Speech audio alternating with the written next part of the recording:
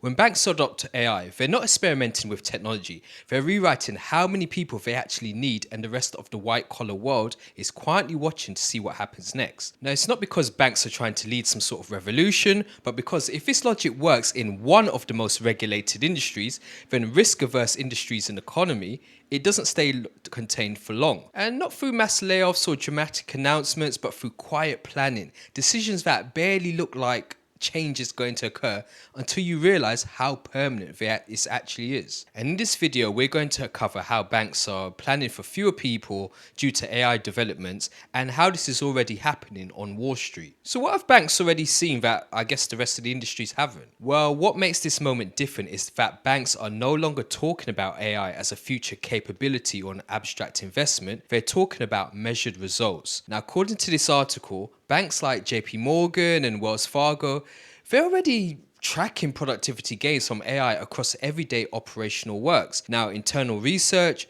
document handling, compliance processes, customer interactions, the kind of unglamorous tasks that quietly consume most white-collar time. Now, JPMorgan has said that AI-assisted productivity in some internal functions, it's already doubled, rising from roughly 3% to 6%. Now, that number alone might not sound that transformative, but the significant lies in what leadership believes, or leadership in the banks, actually believe comes next. And as AI tools spread across more workflows, executives expect productivity gains to rise towards 40 to 50%. Now that is a big difference. And it's not just because one dramatic breakthrough replaces a job, but because many small efficiencies compound across thousands of roles. And once that expectation takes hold, the organization, it begins to behave differently. So it's expectation and not reality or current reality that drives change going forward. So the large organizations, they don't wait for changes to fully materialize before responding. They respond when change becomes credible. Headcount is a long-term commitment shaped by assumptions about how much human input will be required years into the future, not just the next quarter's workload. And once leadership believes materially less human effort will be needed to produce the same output, maintaining the old staffing model stops being conservative and starts becoming risky because it assumes inefficiency in a system that now expects leverage. And this is where the internal question quietly shifts. It's no longer about planning how to remove people once excess capacity appears, which is what layoffs address.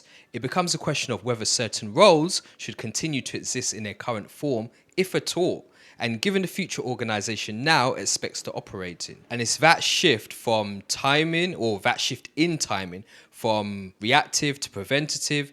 That's the key difference. So why might vacancies quietly disappear? This is how workforce reduction actually begins in practice. Vacancies, they do not remain unfulfilled by accident. They remain unfulfilled because leadership no longer trusts that the role is currently defined will still make sense once AI tools are fully embedded into the workflow. And the managers are encouraged to wait rather than hire, and work is redistributed temporarily. And AI absorbs a portion of that load. And once teams adapt without a measurable drop in output, the vacancy stops looking like a problem that needs solving and starts looking like proof that the organization can actually function with fewer people. So over time, hesitation, it hardens into assumption, and the organization, it recalibrates around a smaller human footprint without ever actually needing to announce that anything or anyone has been removed. And why do these changes stick? Why do they lock in? Well, at a certain point, these assumptions, they stop being provisional. Once AI-driven efficiencies, the gains are built into the workflow models,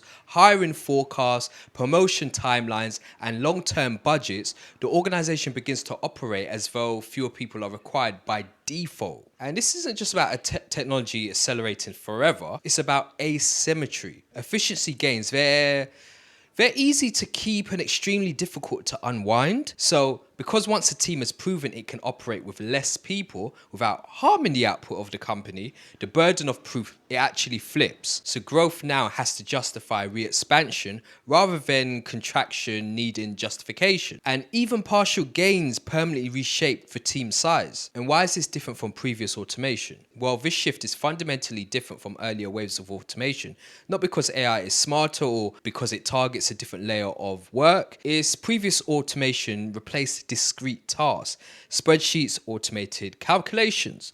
ATMs automated cash handling, workflow software automated approvals. But nonetheless, humans were still needed to connect the tasks together to read, interpret, summarize, check, and communicate information across systems and teams. Whereas generative AI, it targets that connective layer. So the banks, they're now deploying AI systems to summarize internal research and earning reports, draft and review compliance documentation, perform first-pass know your client and anti-money laundering checks, analyze customer interactions and generate responses, assist with internal coding, querying and reporting. And JPMorgan has publicly stated that AI tools are embedded across thousands of internal use cases. What matters is not any single task being automated, is that multiple adjacent tasks collapse into one assisted workflow, reducing the need for handoffs between junior, mid-level and support roles. And that is why banks, they're not just redesigning the jobs, they're revising how many jobs are required to produce the same output. So what does this do to real careers? Well, you can already see the career impact emerging. In the banking, AI increasingly handles first-pass document review for compliance,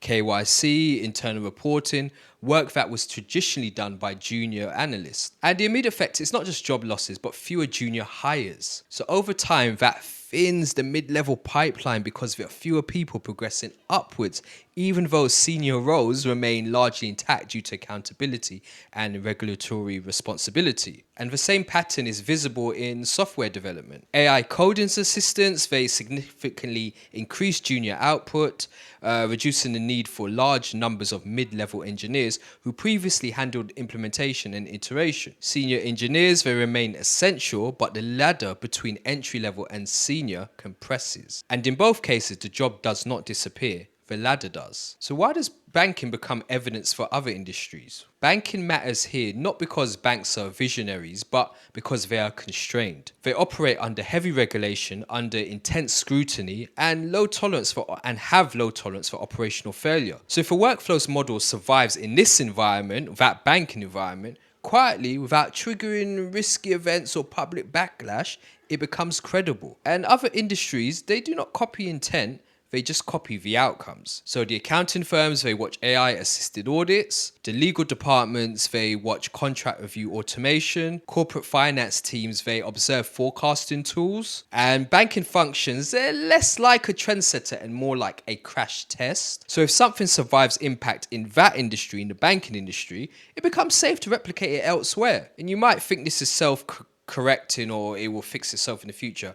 But the idea is it doesn't self-correct. Once these assumptions, they're embedded into planning cycles, they stop being experiments and budgets are written around them. Targets are set assuming them.